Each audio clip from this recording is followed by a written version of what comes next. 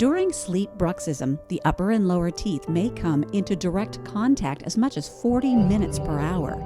According to research at the Tufts University School of Dentistry and Pain Center, the back teeth, or the molars, are experiencing a force of more than 250 pounds of pressure. It's much like having a large football player standing on your teeth. And this is actually 10 times more pressure than when the average person chews food, which is about 20 to 40 pounds of pressure. Although bruxism may be at least as old as the Bible, the scientific causes of teeth grinding are unknown. We do know that the condition can worsen with stress, menopause, menstrual cycle, smoking, alcohol, and caffeine. Dr. Ellis recommends hard night guards for a patient who grinds teeth. She takes teeth impressions and sends them to a lab to be custom made for each patient.